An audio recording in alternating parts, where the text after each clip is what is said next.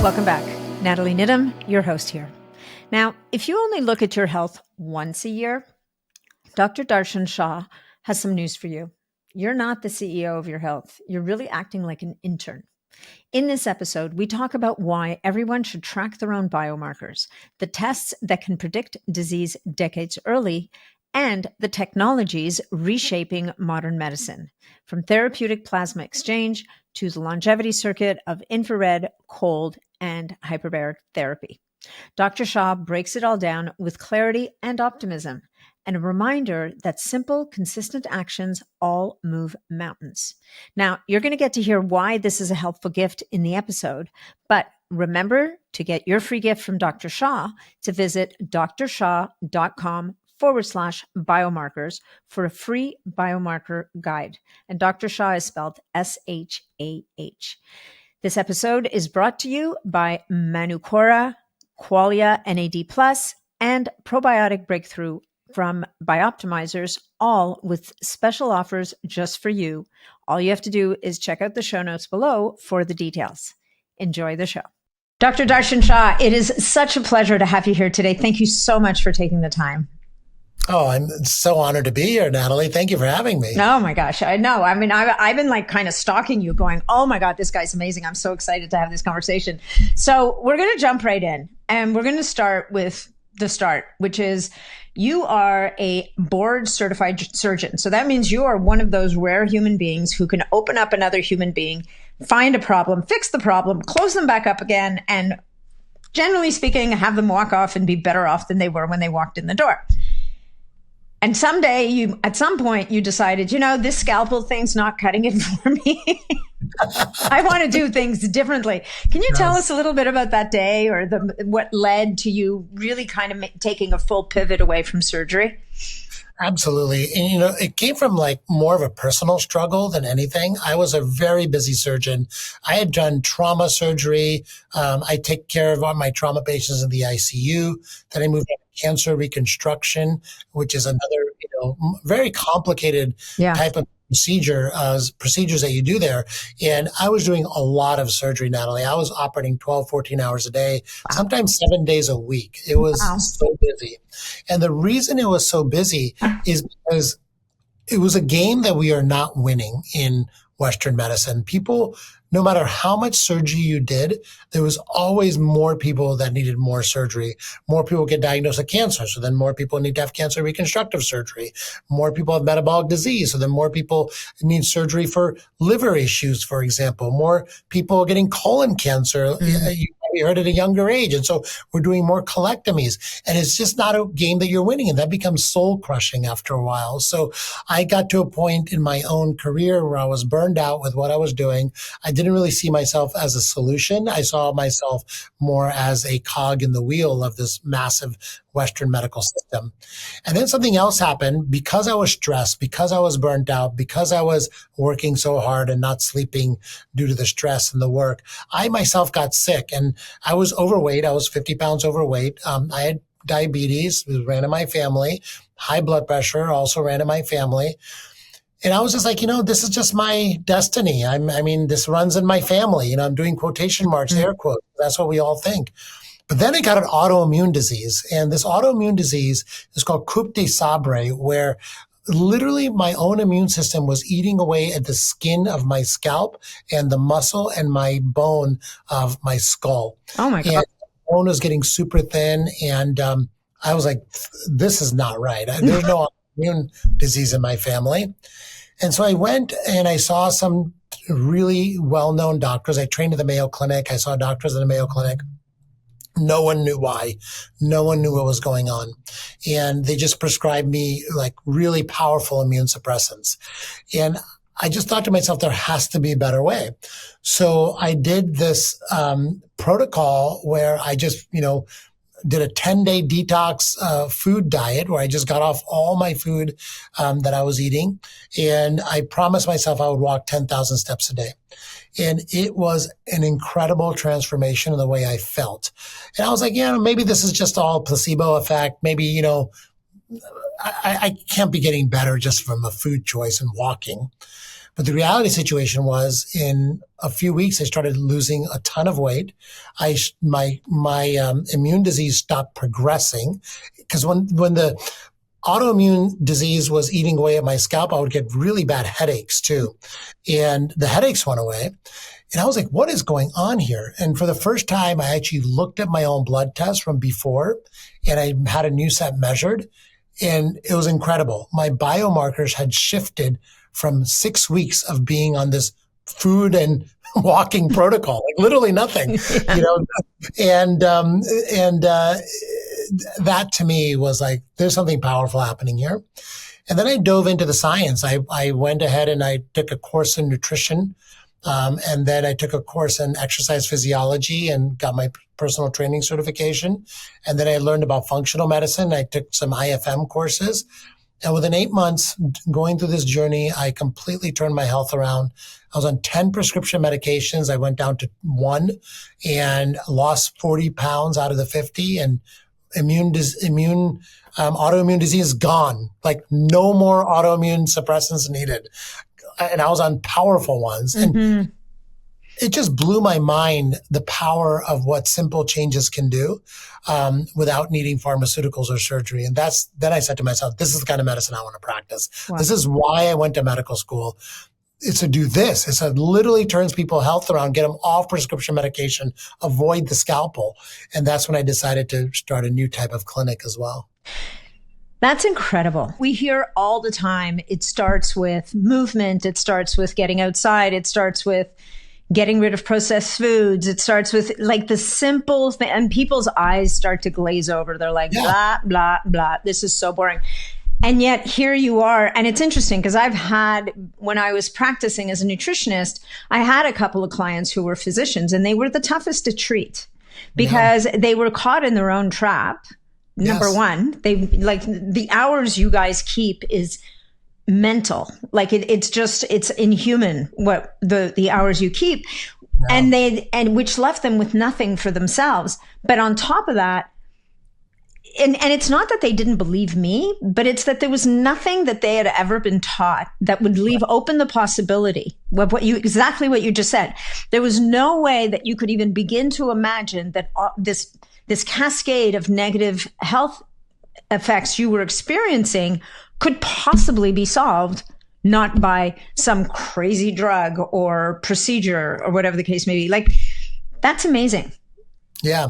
And you know what happened? And I really thought about this a lot. Like, why are doctors so resistant to this? And I think you hit the nail on the head there when you said that, doctors get themselves into this situation working long hours, and each one of those hours is filled with like 8 hours of work in 1 hour. Like there's so many patients you have to see, so much stress.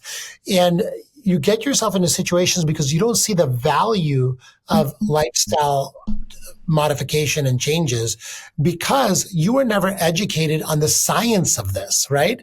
And so if you don't have the basic scientific knowledge of why this works, you don't believe it, especially if you're highly educated in so much science to begin with.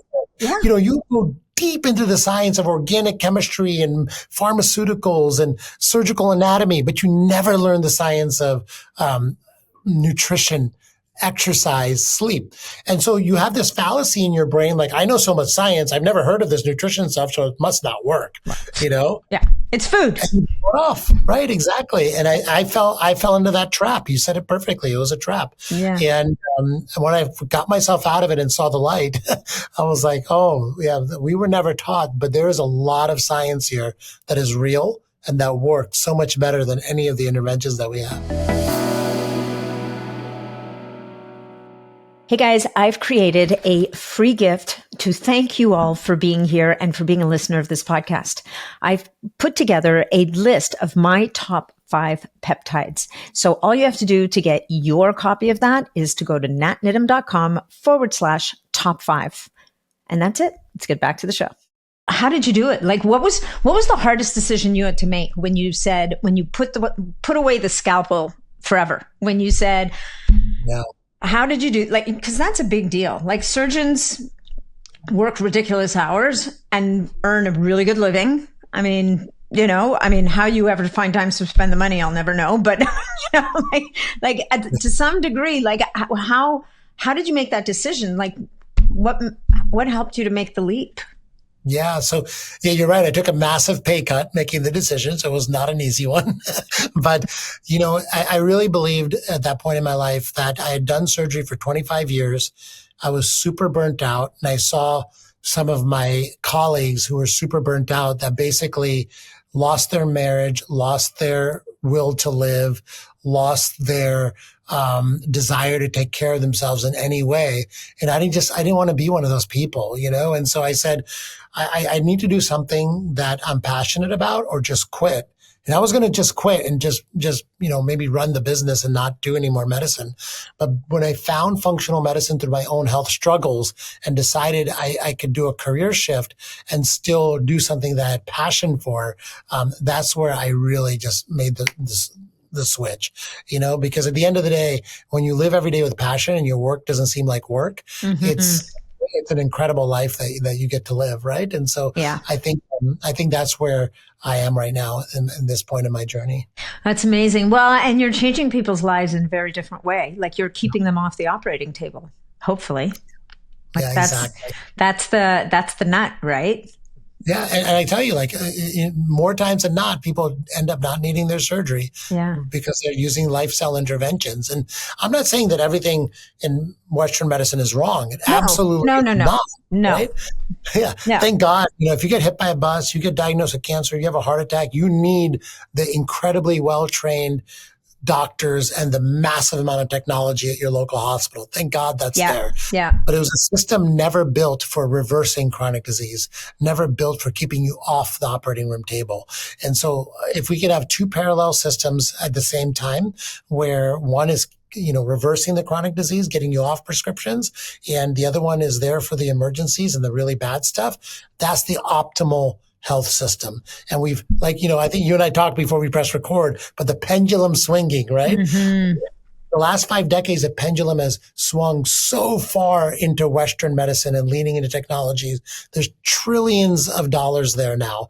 We're not going to be able to, in quotes, fix that system. Yeah. Thank God we have it. Is there for a reason. Let's just build a parallel system where the pendulum is swinging in the other direction and can keep people healthy. Yeah. And that's what I think we're doing at our clinics now. Yeah. And I love you describing it as a parallel system, because very often in this space, or in the space of, whether it's the biohacking space or the functional medicine space, there's a lot of trashing of conventional medicine. I think everybody's in there for, I don't know about everybody, but 99% of the people there are doing the best that they can, and they're there to do a good job to help people. And based on your story and so many others that don't have the bandwidth or the capacity or whatever it is to see beyond that. I mean, I wouldn't be here if it wasn't for medicine, right? Like, I mean, when I had my son, I had preeclampsia. Like, I would absolutely not be here right now if it wasn't for conventional medicine. There's no amount of anything that would have saved us both. So to have the wisdom and the balance not to throw away the baby with the bathwater and say, let's build something beside it. Right? So that we can just maybe take the pressure off and help people just not get there. Yeah, that system is very close to breaking under the pressure right now. And there's no amount of money that we can throw into that system that's going to solve this issue.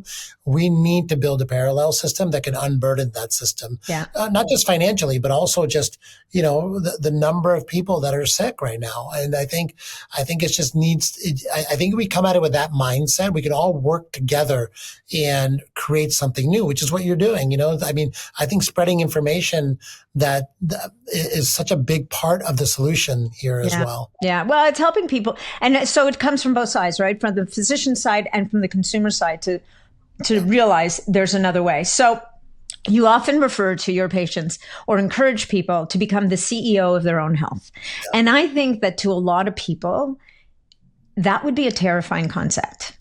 And it would be, right? Because if you look back a couple of generations, like in my parents' generation and their parents' generation, doctor, it was the all-knowing, all-seeing. He or she was going to be and in those days, probably more was going to be the person who was going to tell them what to do and how to do it and was going to fix it. we are living in a different, now we're living in a very different world. And we have Dr. Google, we have Dr. Perplexity, we have Dr. ChatGPT, like we have all the doctors. And there's a new stat that just came out about ChatGPT yesterday where they're talking about it's tipped. It now can think. And I mean, this is happening light speed, right?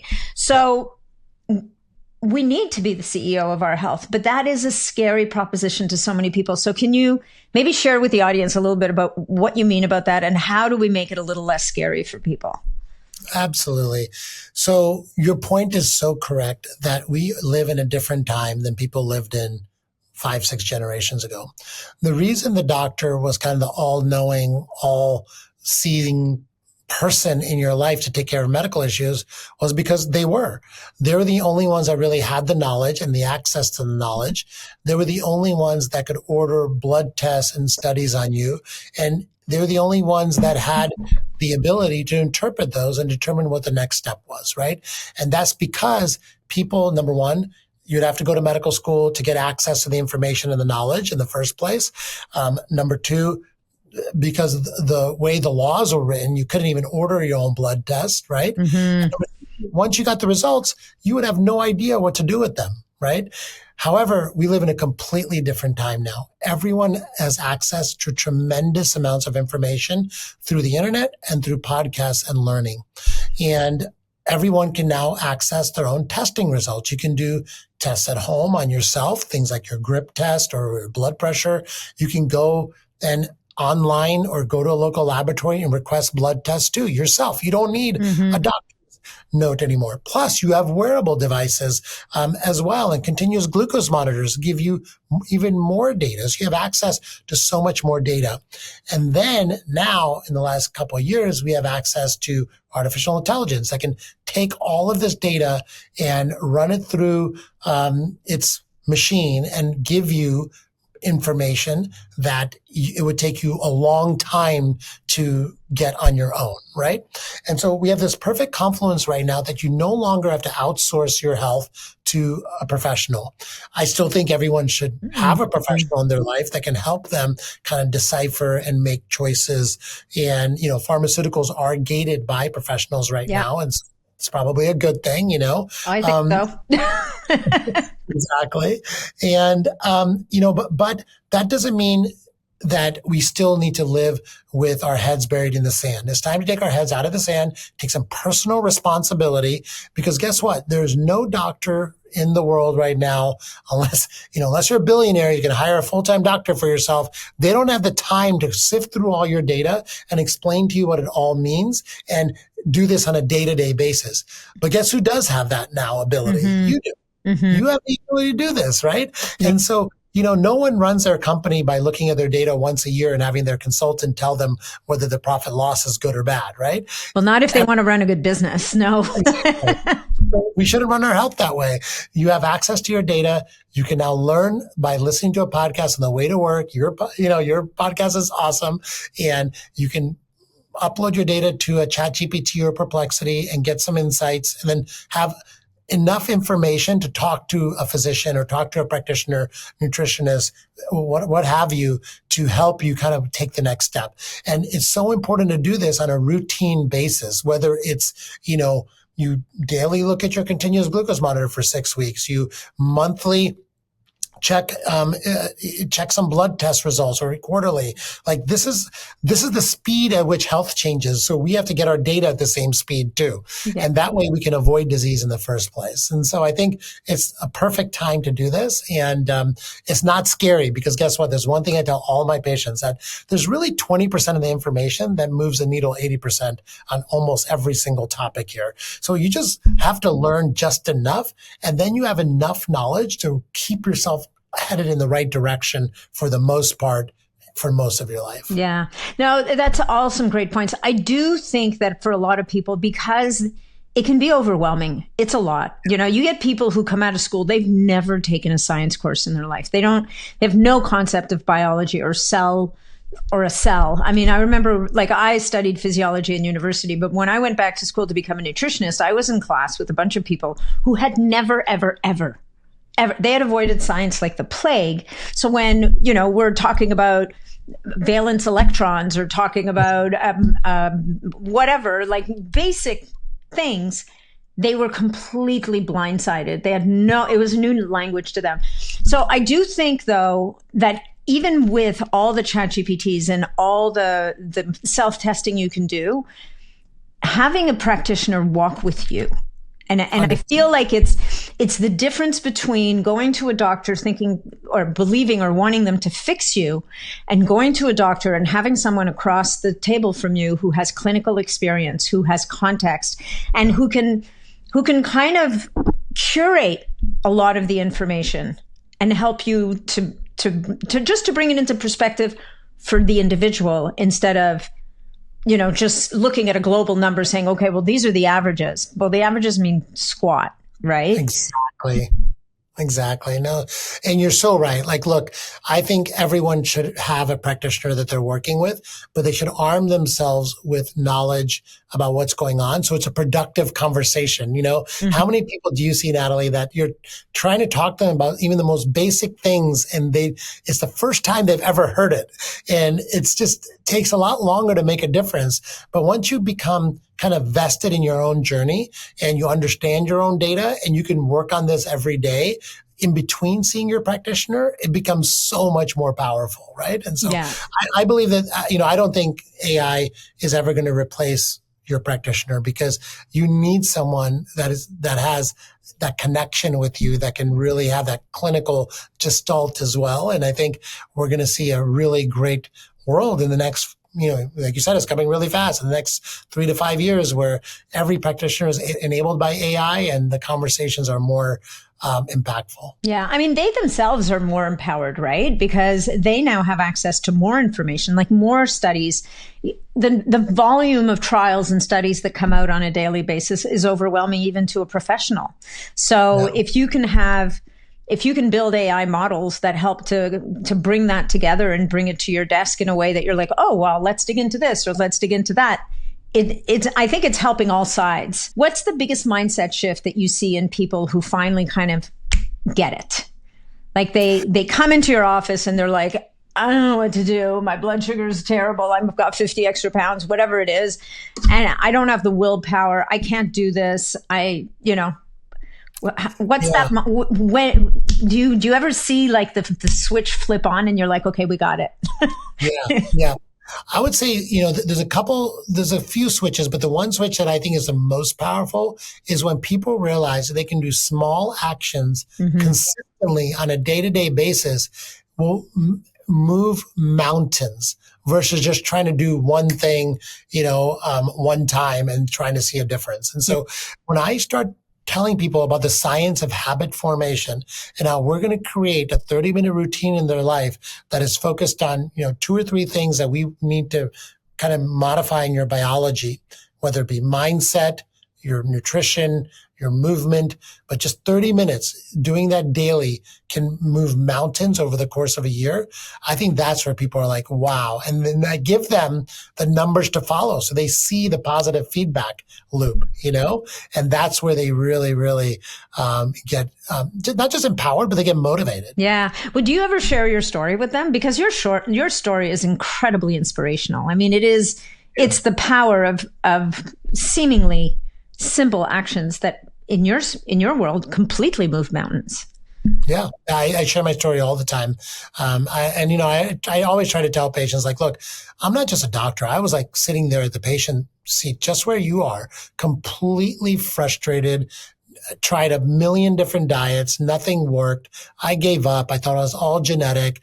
This is my life that I, was dealt, the cards that I was dealt. I was sitting there, and now not only am I completely healthy, from all indications that I can see, but also I feel incredible now. Like, I wake up every morning wanting to attack the day, and every day, I mean, every day is a pretty good day health-wise for me, Yeah, no, that's it. I mean, that's amazing. So that's where I want my patients to get to, where they feel good in their bodies every day. I love it. All right, let's leave the world of the basics behind, because we've talked about that a little bit, but there is a next level. in medicine right now. There is a next level, and the one I wanted to talk about, because I know that you're an expert in this area. This is your jam, as it were. It would be the therapeutic plasma exchange. And I think people have heard about it. I think there's different kinds. There's the very super expensive kind, and there's a not so expensive kind. I was recently at a longevity conference, and somebody had plasma bags hanging, but they were not real plasma. I mean, I think maybe it was just, what's the word I'm looking for? Albumin?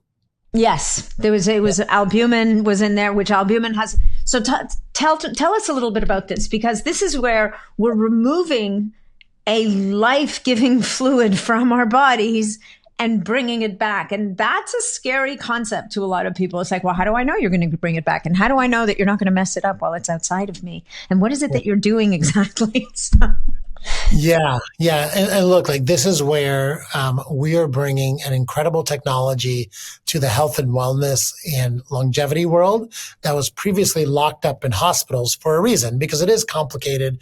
It is complex. It could be potentially dangerous if you don't know what you're doing. Mm-hmm. But the reality is that plasma exchange as a procedure has been around since the 1970s and has been used extremely successfully in the hospital for disease conditions. And so, I remember being a resident 30 years ago in the hospital and having people almost dying in the emergency room of an autoimmune crisis or like a drug overdose. And then we bring in the plasma exchange machine, and the tech would be there. And within like 3 hours, the person would be awake and fine and like ready to talk and have their hospital food, And so, great. Exactly. And so I was pretty amazed by it back then. And let me just go over just real quick. What is plasma exchange? Yeah, thank you. It's a 3-hour procedure that you're basically sitting in a chair, comfortable chair. They put an IV in each one of your arms, and the IV in one arm removes your blood, and it goes into a machine. And then the IV in the other arm puts your red blood cells and your white blood cells back in. Okay. And what's removed in that interim in the machine is your plasma. Your plasma makes up a majority of your blood volume. And this is just basically mostly water. It's a fluid filled with stuff. And that stuff is what we'll talk about next. But basically, the machine itself is a giant centrifuge. So a lot of people might have seen PRP, which is where they take some blood, they put it in a centrifuge, and they spin it, and then it separates into red and white, red and clear sections. Yeah. The clear section is the plasma. And so we're just doing that for your entire blood volume. Okay. And so what lives in your plasma? Why are we removing it in the first place? Well, all the toxins that build up over time live in your plasma. And so your body uses your plasma to shuttle these toxins around so they can get to your liver, they can get to your kidneys to be eliminated. These toxins could include environmental toxins like glyphosate, microplastics. It can include BPA, forever chemicals. It can also include like inflammatory cytokines, toxins that our body builds up as is trying to deal with inflammation. So inflammatory cytokines. Other toxins, you can argue, are bad types of cholesterol. Maybe you have LP(a), which is a highly toxic form of cholesterol that can cause major blood vessel blockages. Okay. There's also toxins that are autoimmune in nature. Your own immune system can be forming too many antibodies that are against yourself. These are also toxic to you. And, we live in one of the most toxic environments ever in human history right now. Yeah. Not only are there man-made toxins, 150,000 of them, but our body is constantly dealing with inflammation from the ultra-processed food we eat. It's constantly dealing with high levels of dangerous cholesterol from having from diet, and also from ultra processed food. And so this all builds up in our plasma. And when you remove your plasma, you basically take a big bag, a 3-liter bag of this, and it's a bag of toxins, and you throw it away. And that's what plasma exchange is in essence. And so do you replace the plasma? Because wouldn't you just pass out? Exactly. 3 liters is a lot of fluid. Yeah, you need 3 liters of fluid, especially the fluid that is your plasma is especially important because it's filled with proteins, and that proteins into what's called an oncotic pressure gradient to keep fluid inside your blood vessels. So the proteins are then replaced with fresh albumin. And now this is a really important part of the process because albumin is one of the biggest and the stickiest proteins that lives in our plasma. And what this protein does is it goes throughout all your organs, all your tissues, picking up these toxins and binding them. And so when you remove your old albumin in the plasma, you're removing a lot of toxin stuck to it, but you're putting in fresh new albumin that has all of its binding sites free to again go through the tissues of your body and pick up more toxins. So this is another really great part of the procedure, is getting fresh new albumin as the replacement agent for the plasma we've removed. That sounds transformational. So like that, like utterly transformational. I would think people feel it like right away. They do. Well, I mean, you said it right in the hospital, like people who'd overdosed or what's the most amazing thing you've seen? Like away. I've seen a lot of people suffering from just brain fog and joint aches from having, really out of control autoimmune disease. A lot of people have really bad autoimmune disease, just completely like day after plasma exchange, just brightened up, brain fog gone, feeling like, they came out of a 5-year-long hangover all of a sudden, like I love getting those phone calls, Yeah. It also really helps with people with mold toxicity. We've seen it also help with people with post-COVID syndrome. I was going to ask about that. Yeah. Yeah. So, it's really an incredible technology. And, what's really amazing about it that a lot of people don't understand is that we're not giving you a pharmaceutical. We're not giving you a chemical. We're just removing all the bad stuff that's built up. And, it's so interesting you say that because very often, again, when I used to coach people, I would often say to people, the forgotten piece is removing. Yeah. We're always looking at what can I take? What can I use? What can I eat? What can I do? Like, what can I add? And we forget, like, what do I need to take away? And this is exactly that. This is how do we reduce that load on the system so the system can kind of almost breathe again. And you mentioned something about how people feel the next day like they're waking up from a 5-year hangover. And I think it's because because we're so adaptable, we normalize feeling awful. So we now don't realize how awful we're feeling until we're not feeling awful again, which I would imagine is what this is. That's exactly right. You normalize feeling awful, and then and our bodies are so resilient. By the time we feel awful, stuff has been brewing for decades sometimes, and then we let that awful feeling get normalized, and then we wait till, basically we're crawling into the hospital to get fixed. And that's the problem, right? And so, you had a mic drop moment there a moment ago that I just love that you said, which was, we've forgotten about the removing. And I would say 80% of health and medicine is the removing now. I just see it by doing, we've done hundreds of plasma exchange procedures, and it's really the removal that makes all the difference because we have in our genetics the ability to heal. We have stem cells in our body that are there to heal us. We have our detoxification systems in this incredible organ called our liver that are on hyperdrive. And because it's just all of these systems are overwhelmed, they don't have a chance to really heal us. But once you do a plasma exchange procedure, you give your body a break, and then all those healing mechanisms kick in, and they are incredibly active and beneficial and good at their job. And that's what I love about this procedure. Is it ever too much for someone? I'm going to call it TPE so we don't keep saying therapeutic plasma exchange. Do you tailor TPE to in different ways for different people, or do you always just remove 3 liters of plasma? So the way the plasma exchange procedure works is it is very modifiable. We can remove as little or as much plasma as we want.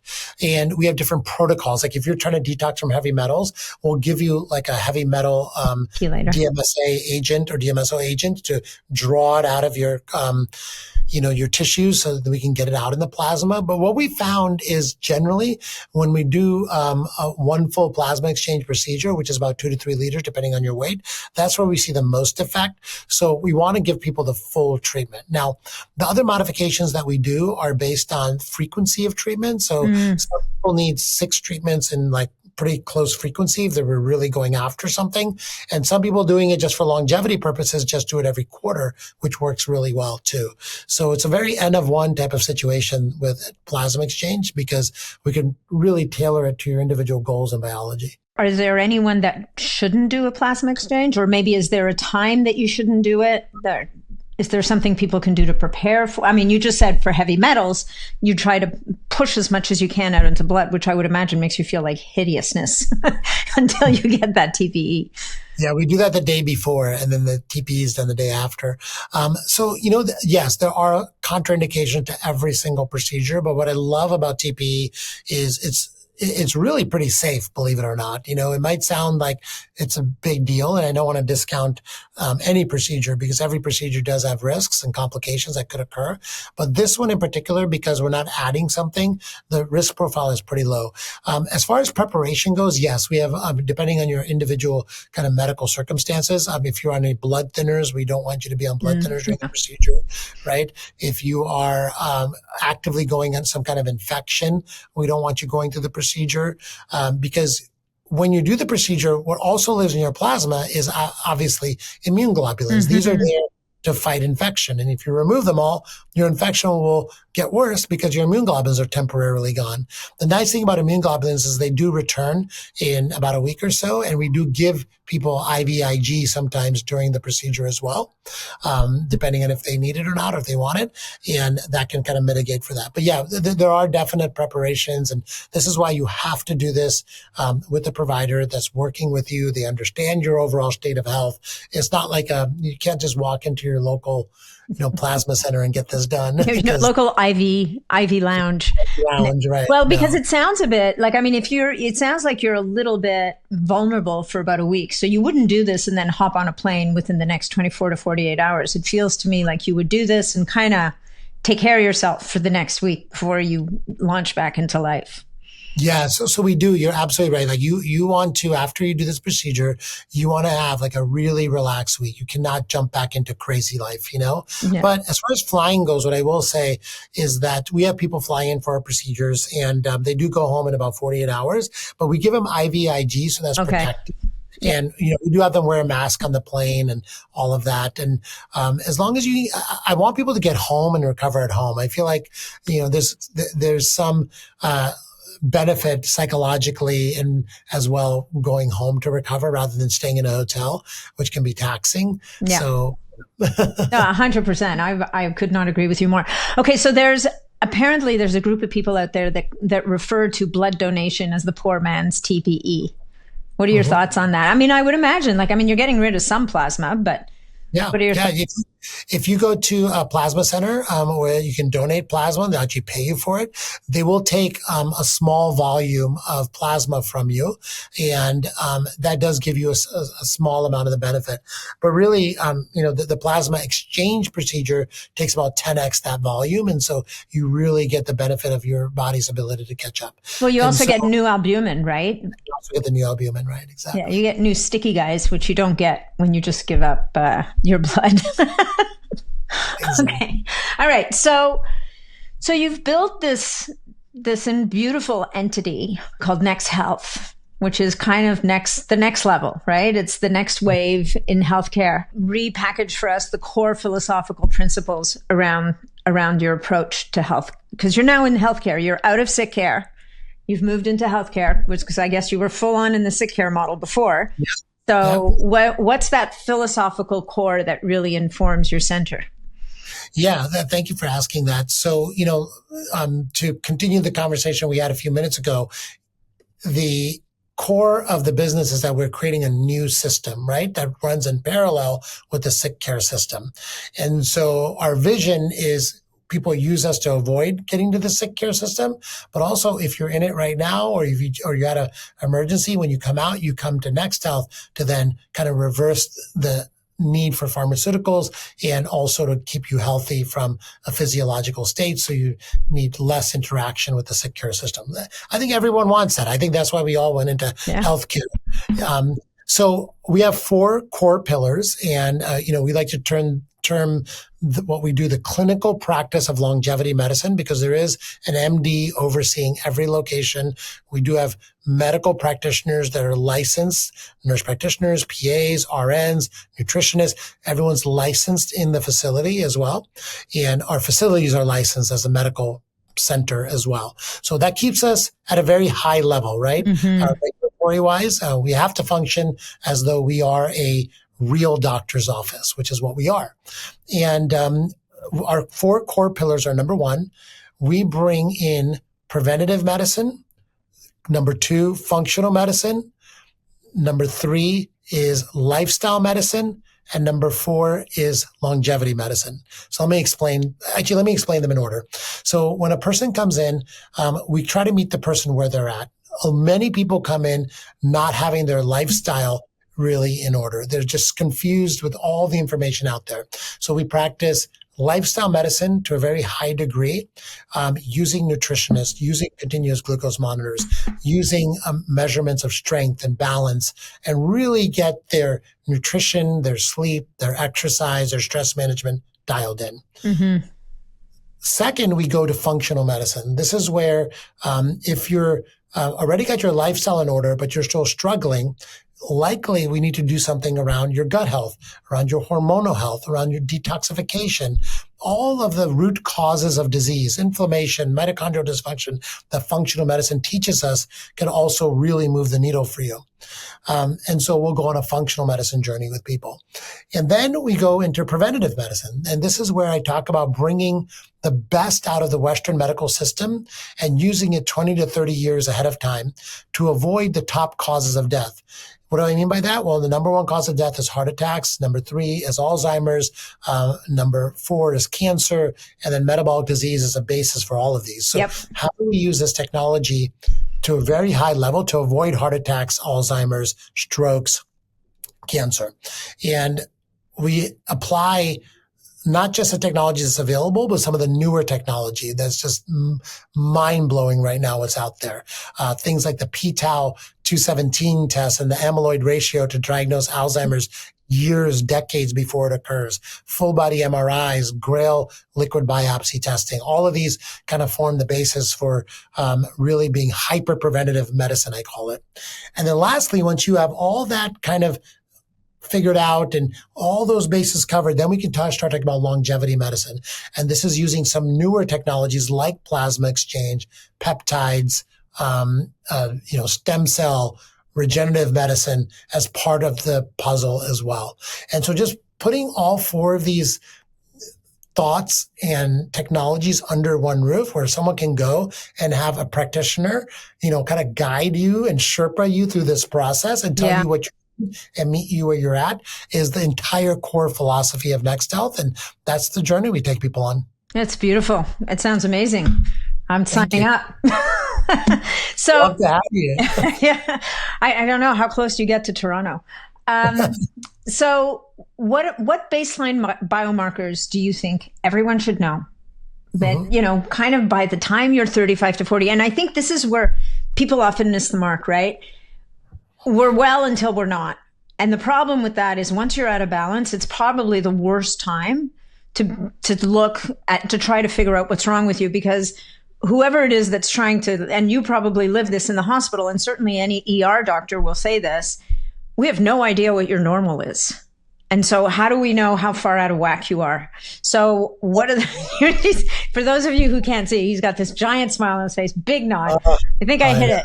So what are there specific biomarkers that you think people should, baseline things that they should really get educated about themselves by the time they're like 30? I would say 35. Don't even wait till you, because by 40, if you're a woman, your hormones are going to hell in a handbasket. So let's even back it up to 30 to 35 here.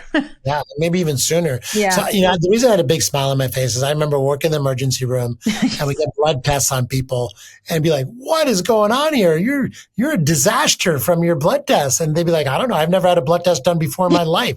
How would you know? 5-year-old people, Yeah. And so, okay, so one thing I have done is I've really simplified this for people. And the way I've done that is I've picked 20 biomarkers that I think everyone needs to know. And I put these in a guide for people, and I'll share it with your audience. It's a free guide. It's all consolidated into like 10 pages. If you go to drshah.com/biomarkers, if you want to put that, in your show notes, Yeah. just go there, and I'll email you this guide. Now, there are about 12 blood tests that will pre-diagnose the major chronic diseases decades before you get them. And then there are a few other tests that you can do at home. And there's a couple of wearables I'm a big fan of. So let's talk real quick about some of the blood tests. We know from functional medicine that the root cause of disease stems from metabolic disease, inflammation, and hormonal disturbances and toxin buildup, right? And so if you're checking HSCRP, homocysteine levels, you can detect inflammation very early. Metabolic disease, you can detect it early by using fasting serum insulin level and hemoglobin A1C levels to track. For cardiometabolic disease, we are tracking LP little a and ApoB. And then for hormones, obviously we're tracking testosterone, cortisol, estrogen, progesterone. And I think once you get your head wrapped around just those as the KPIs of your health and following those for a while and understanding it's not just about when is it normal versus abnormal. All of these numbers have optimal ranges. That's what you have to know too, right? What is optimal for you? And so in this guide, I give people what are the biomarkers, what do they mean and why they're important, and what is the optimal range? Now, as far as your home goes, you want to get a grip dynamometer, which is a $12 device you can get on Amazon. Do not let skeletal muscle mass loss sneak up on you, especially after the age of 40. You should get a scale that's a bioimpedance scale that you can check the directionality of your skeletal muscle mass and also your fat mass. You should also get a blood pressure cuff because, blood pressure, hypertension is considered a silent killer because it is. It will literally be killing you for decades before you know it's there. And then you should consider getting a wearable, not to overwhelm people with data. And I'm not saying you need to look at it every single day, every minute, but things like these ring devices, watches, these are incredibly beneficial. And lastly, there's a continuous glucose monitor that I have my patients all wear for 6 weeks, which is also an incredible educational process about how to totally avoid metabolic health, which is one of the root causes of disease is poor metabolic health. So that's big picture, and it's all laid out for you in this little guide. Well, I'm smiling at the CGM because I think that, and certainly as a nutritionist back in the day, if I'd had access to CGMs, I would have saved myself and my clients so much time and explaining and convincing, because you know what? The CGM, it's just going to show you. It's not going to negotiate. It's not going to be discussing, but I only did this, or I only had that, or I only have it on this. You know what? Just wear the CGM. Well, let's just see what comes back. It'll be fine. And it's information. It's like keeping a food diary, only even more. Because exactly right. Like you literally cannot lie on a CGM. And even if you're not lying to lie, because you're deluding yourself, it will tell the truth. So I do think out of all I love my Oura Ring, but I think out of all the wearables, the CGM is possibly one of the most powerful in helping people to change their behavior and understand what's going on. 1,000,000%. It's been such a game-changing piece of technology. And, so few people have ever heard of it or worn it. It's pretty amazing still that it's not, recommended by your traditional doctors still. And so but you can get it yourself. You no longer need a doctor's prescription. Finally. And so anyone who's listening to this should look into getting a CGM. Is there one that you like to use, Natalie? Well, we can, and this is one place where Canada's been ahead of the States, shockingly. It doesn't happen very often, but we've been able to go to Costco and get it's not the best one, but it's the Freestyle Libre 2, right? I have a bunch of Dexcoms upstairs. Those are great, but they're harder to get. But in Canada, you can just head on over to Costco and buy your Freestyle Libres. I know in the States now, there's a bunch of different ones you guys can access. Yeah, I mean, there's still just two companies making these, and they're making like a couple of different versions. But yeah, you said all the names. And I mean, for people that don't know, this is just it's a painless little patch you wear on your upper arm. Yeah. You wear it 2 weeks at a time, and it's constantly feeding data to your phone about what your blood glucose is doing. And it's a game changer because, one of the things you mentioned kind of at the beginning of our conversation is this whole concept around N of one, right? Mm-hmm. Like, you are your own individual biology. Like for Natalie, maybe you can have bananas and they won't spike your blood glucose. Me, bananas, like I can't have them. No matter what I do, they spike me. I'm the same. And have you been told that, cooked and cooled rice and potatoes, your body can't, you'll be fine. It's resistant starve. I'm like, I become diabetic instantly. It's like, it just throws me into...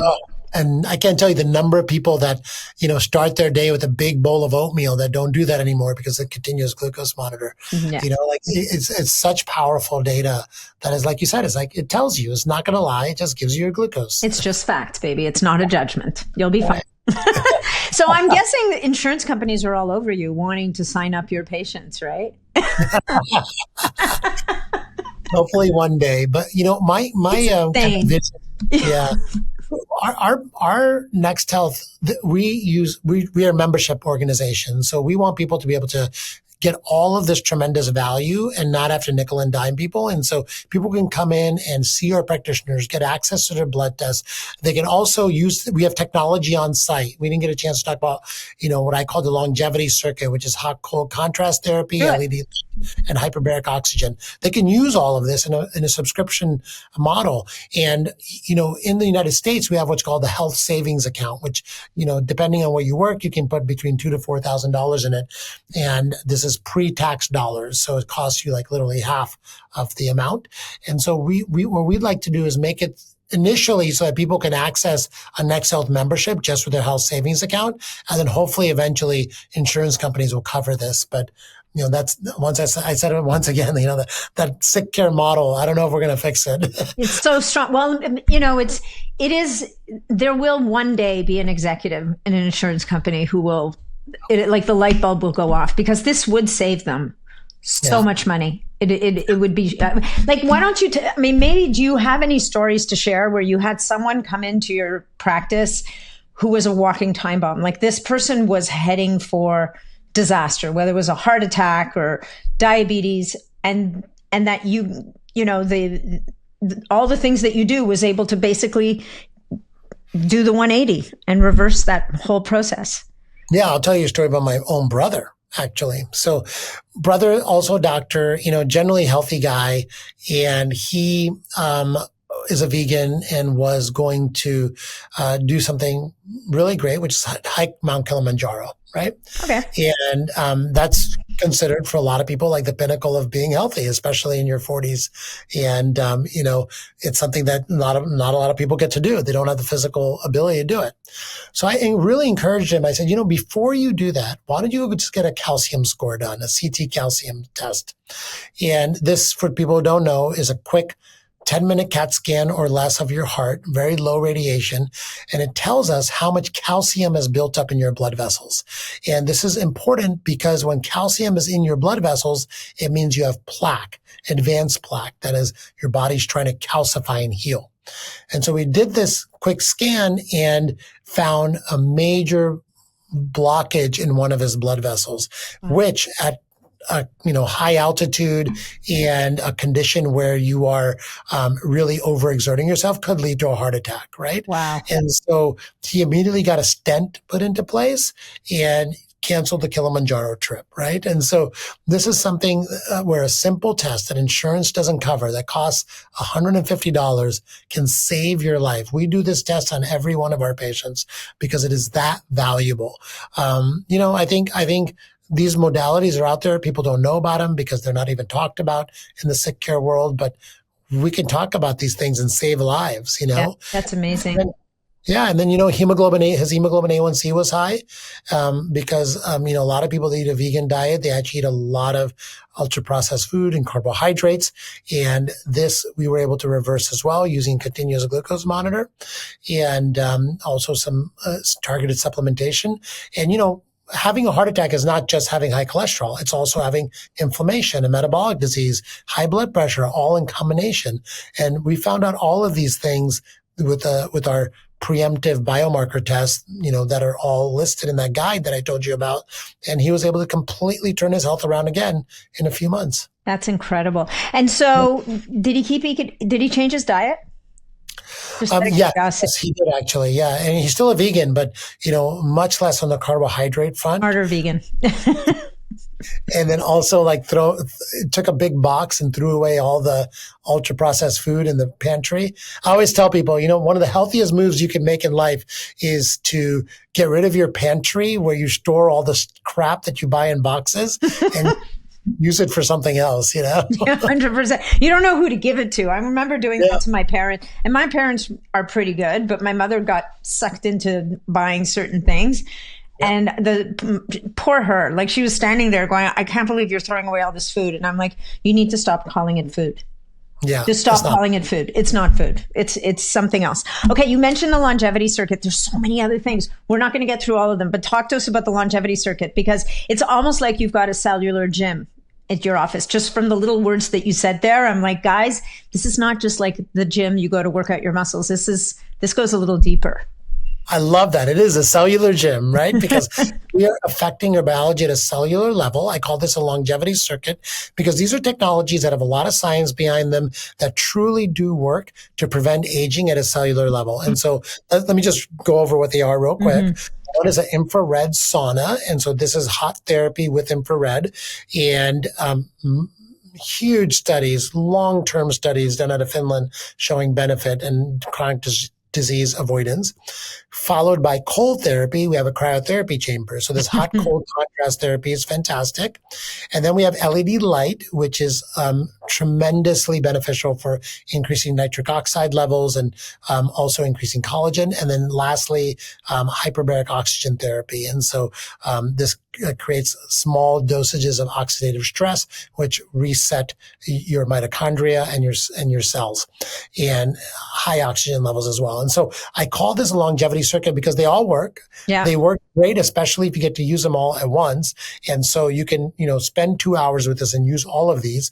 Billionaires have these on their boats and in their houses, all of these technologies, but, not everyone's a billionaire, unfortunately. And so I wanted people to have access to this under, our roof and just be able to do it. Right. Yeah. And so I think, a lot of this stuff is getting more and more available, but we've really vetted the vendors and the technology and made sure we have the best of the best. And so now you no longer have to be a billionaire to use this stuff. You just come into an Excel to do it. That's amazing. And I agree that some of the technology actually has become much more accessible.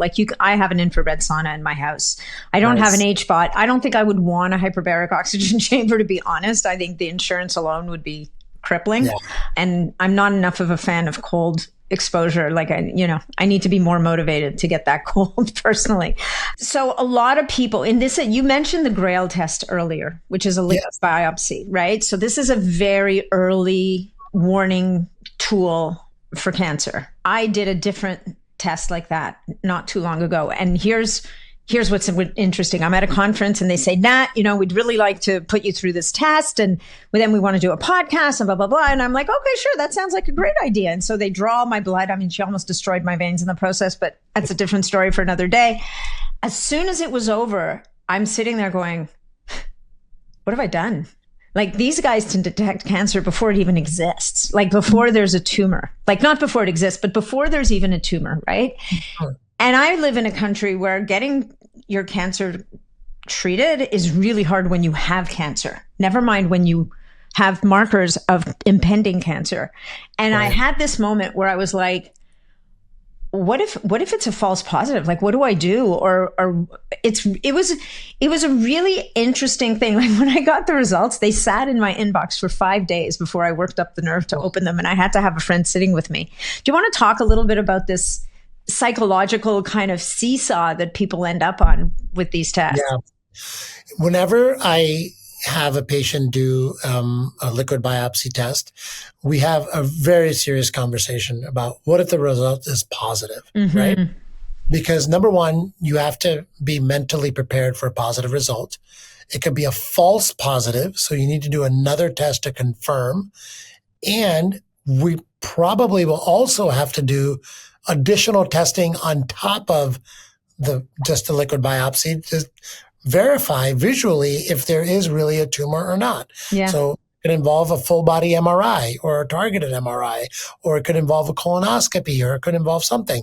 And so if you're not in a mental place to deal with that, sometimes it's better just to wait until you can get yourself there. Yeah. But what I will say, though, is that we're living in an incredible time right now that things are available.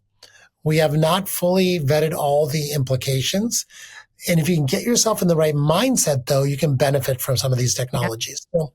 So, cancer detection is really in need of an upgrade. We only have very few modalities that we use to screen for cancer. We have the mammogram, we have a PSA test, we have, colonoscopies, and that's really it. Like, that's all we really recommend to people to get screened for cancers. And there are obviously there's hundreds of cancers, but there's about 30 very common ones that we're not screening for at all. And we know cancer is occurring at a much more frequency, but also at a younger ages. Yeah. And so we need new tools, and we need new tools rapidly. Cancer's biggest enemy is being diagnosed at stage 1, because then you can still cure it. Yeah.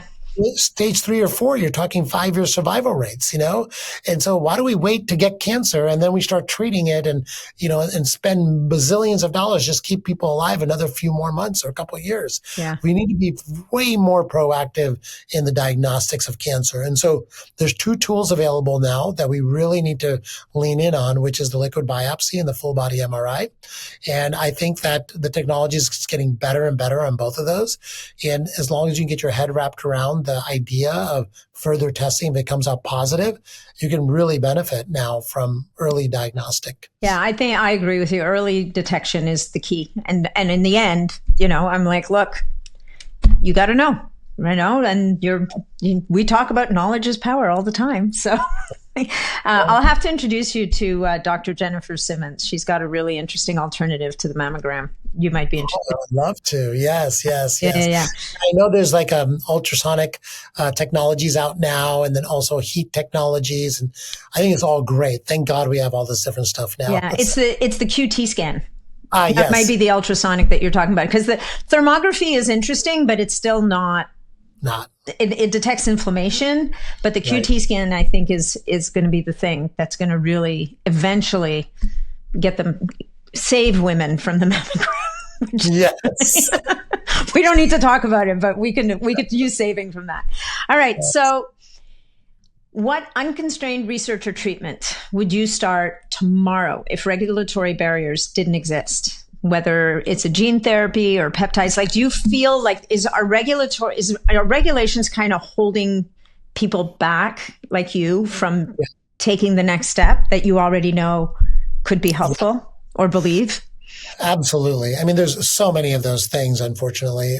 But the one category I will say where it's just really frustrating is this category around peptides, right? And I know you're deep in the peptide world. Why is it that we can have a peptide that, as long as a pharmaceutical company is producing it and making $1 trillion off of it, it's okay. But all the other 1,000 peptides, we are going to have FDA rules that we cannot use them, when they've been in use for decades. And are transformative. Yeah. They're transformative, right? And so I just, it's so frustrating. I really look at peptides as not pharmaceuticals, actually. They're natural biological signals that we have developed over, millennia of developing our humanity, that these are signals that our body uses to communicate, and they have effects, and then they have very few side effects, right? They're effective and very few side effects. Why don't we lean into this science versus the science of just creating more and more pharmaceuticals that create massive amounts of side effects with lower rates of benefit? It's just crazy to me. And so I don't know. I mean, that's something that, look, I'm using peptides. We can't wait. I think we just need to, Yeah, no, 100%. All right. Last couple of questions and I'm letting you go. If you could go back to your 21-year-old self graduating from med school, what advice would you give you? You know, really take time for self-care. I think when I became a doctor, I gave up self-care completely. It led to decades of feeling miserable, And so I think if you practice self-care from the very beginning and dedicate 30 minutes to yourself every day, 3 hours on the weekend to yourself every weekend, and, maybe a full weekend to yourself every month, even that minimal amount, just your biology just craves it and thrives off of it. And so I wish I had not given up on that and for 20 years. Yeah. I think it's pretty much beat out of you in residency, honestly, most likely, right? I mean, I don't think you get the chance to breathe. All right. So what is the best advice you've ever heard or given about living not just longer, but feeling vibrantly alive well into your later years? It's that one piece of advice. Yeah. I would say it is, if you're living a life without purpose, it's going to mentally impact you. So just finding a purpose. I think that's where I had a switch go off in my own life, that I found a purpose and now I'm feeling vibrant again. Obviously, there's a lot of health factors that came into that, but I think once you have a purpose, you have a reason to stay healthy too. You have a reason to get out of bed every morning. Yeah. And so I think that's a big piece of my puzzle. Yeah, that's beautiful. And I think that as people live longer and maybe retire earlier, I think that's going to be a big nut to crack for a lot of people. So we could record a whole other podcast on that. All right. Yeah. But you do have to go. You run a busy business that is clearly changing a lot of lives. So where can people learn more from you, more about you, learn more about Next Health, and when are you opening more clinics? Yeah. We actually have a really good chance of coming to Toronto, believe it or not. You're kidding. Yeah, seriously? No, I'm not. No, yes. Yeah. We're opening Vancouver in a few months, and then Vancouver. Why would you go there first? Well, we found a good spot for it. But yeah, I mean, look, we're opening clinics all over the country. We have 20 in construction right now. We have 12 open right now, New York and Miami, and all through Florida, Texas, even East Coast and California, everywhere. Like, we're just opening many clinics. And so we'll have 100 clinics in the next 3 years where people in major metropolitan areas can seek out our services. That's at www.next.health is where you can find us. Me personally, I'm at drshah.com. I have, free resources there for everybody. I have a podcast called Extend, and I can't wait to have you on that one, Natalie. I see you and I kind of like flip back and forth in the top 10 position in medicine every once in a while. Amazing. I love it. I love seeing you there. And then people are really wanting this information, and I really love doing the podcast. And then my social media handles at Darshan Shah MD. I love it. People, you can't get enough of this man. So definitely go check him out. Check out the podcast and the clinic. And thank you so much for the work that you do. And thank you for being here today. It was an absolute pleasure getting to know you. It was an honor, Natalie. I can't wait to meet you one of these days at the Next Health in Toronto.